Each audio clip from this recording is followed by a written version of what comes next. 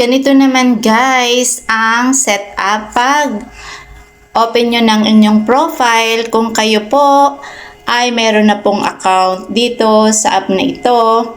At kung tayo po ay mag-o-open ng ating sariling party live room, ay punta po tayo dito. Ito po na parang may apa. Ayan. Click lang po natin yan at lalabas na po itong may word na party. So, click po natin to. At ganyan po ang lalabas. May options po yan. Pwede kayong pumili kung gusto nyo ang inyong party live room ay 9 seaters, merong 6 seaters, at meron ding 4 seaters. At kailangan po, ayan ay ang voice ang naka-blue. Dahil pag video po ang nakalagay dyan, meaning po naka-open po ang camera nyo po. Pero dahil sa party live, ay pwede po ay naka-off po ang camera at voice ang naka-blue. So, ganyan lang po yung tatlong yan ang pipiliin nyo kung ilang seaters ang gusto nyong gawin. Pero dahil marami nga po tayo dito, syempre, mas binibigyan po natin ng chance na mas marami po ang makaupo para po makapag-task din po ang iba. Dahil dito po sa 9 seaters, 3 po dyan ang pwedeng upuan ng mga babae at yung 5 po na yan ay para po sa mga lalaki. Pero magkakaiba po tayo ng oras. Dahil ang lalaki po dito ay magkakaiba po ang oras sa kanila. Yung mga bago po, mga 15 minutes lang. At makakapag-task po sila talaga pag yung nasa level 10 na po ang kanilang mga level. Tayo po mga babae ay mula level 1, makakapag-task po tayo na may 800 points. Dito naman po sa Animan ay ang open crown seat lang po dito is yang tatlong nasa taas.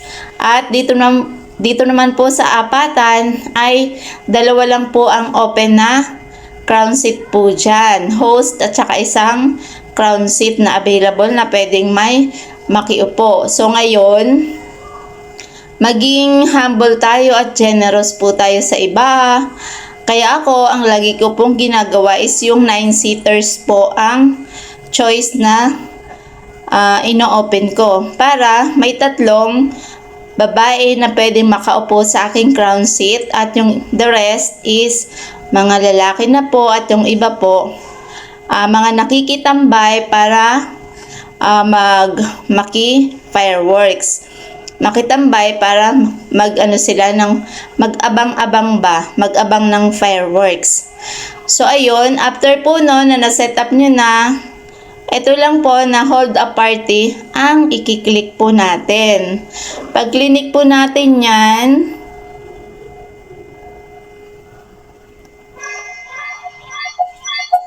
so ayan, dahil nakakonect po, dahil nandito lang din po itong cellphone, kaya napaka-up yung ingay. So, ganyan na po ang lalabas. Pag click po natin yung hold a party, ibig po sabihin, makakapag-open na po tayo ng party live room. Kaya, kung tayo po ay makikiupo, pag open po ito, click lang po natin yan. Pero pag nakalock naman po yan, magantay po tayo ng confirmation po ng may-ari kung pauupuin po tayo. Dahil sadya po talagang magkakaiba ang gusto ng mga host. Meron silang mga sari-sariling priority. So ako naman, hindi ako choosy sa mga makikitask. At nauunawaan ko naman kung ano yung mga kailangan nila o natin dahil naging newbie din ako. So ngayon, aramdam ko yung mga newbie na minsan napabayaan ng kanilang mga invites, hindi natulungan, hindi na-explain sa kanila ng mabuti, at hindi sila na-guide or na-assist man lamang sa kanilang pagtatast. Ayoko din mangyari sa mga ini-invite ko ang ganon. So, kaya ang lagi kong ginagawa is nag-o-open party live po ako. Ino-open ko lang po siya. Hindi ko po yan nilalak. Kaya kahit sino po ang pumasok at makiupo ay okay lang po sa akin. So, di ba? Give and take lang po tayo dito. Dahil since pare-pareho lang naman po tayo dito, gustong mag-earn ng income. So, ayun. Ganito lang po kasimple pag nakaset up na ang inyong party live. Everyday, ganun at ganun lang din po ang inyong gagawin. Wala na pong iba. And after po na makapag-task, receive ng points. At guys, ito ang wag na wag nyo pong gagawin. Ano po? Pag una kayong na-invite at gustong-gusto nyo na kaagad i-download at mag-register, okay lang po yan. Ngunit, gagawin nyo po yan sa umaga. Bigyan nyo po ng time. Gawin nyo po sa umaga ang mag-registered at mag-download. Huwag nyo pong paaabutin na kakapusin po kayo sa oras at pag alam nyo pong gabi na o 9 o'clock na or 10 o'clock na at saka lang po kayo magda-download o mag-i-install ng app na ito at magre-register, please wag na po. Please lang dahil kakapusin po kayo sa oras at hindi nyo po sigurado kung mahina yung inyong internet o ang mga data nyo. Dahil masasayang din po yung ibang oras nyo na nag-task kayo. Dapat po makumpleto ang inyong task para ma-receive nyo po yung mataas na points. Again, para po ito sa mga newbie. Dahil yung newbie po ay 7 days ay mataas po ang points. At ang live po ay mataas po ang points. 20k points po ang makukuha nyo for 3 to 4 days po yan. At ang party live po, magiging 2 hours po ang inyong makukolekt na reward points. At after po 1 week na diretso nyo ang task nyo, ay back to normal na po ang points.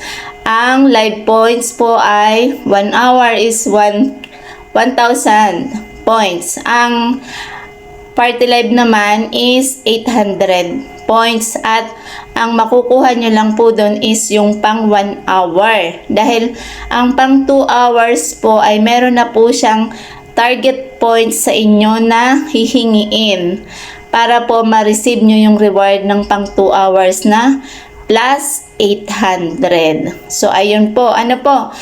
Basta guys, tandaan nyo po, kung isa po kayo sa na-invite dito, na gabi na po kayo na-invite, wag nyo na pong i-download o mag-register po kayo ng ganong oras. Dahil 2 oras po ang live at 2 oras din po ang party live.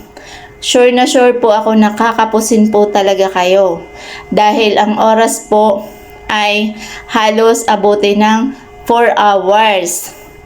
At syempre, masasayang po yung ilang oras na pwedeng abutin po ng 12 AM back to 0 na naman po yan at panibagong task na naman po ang papalit at hindi nyo po marireceive yung reward nyo. Sayang po noon. So ano po, wag pong mag-i-install o magre-register ng gabing-gabi na at kukulangin po kayo sa oras.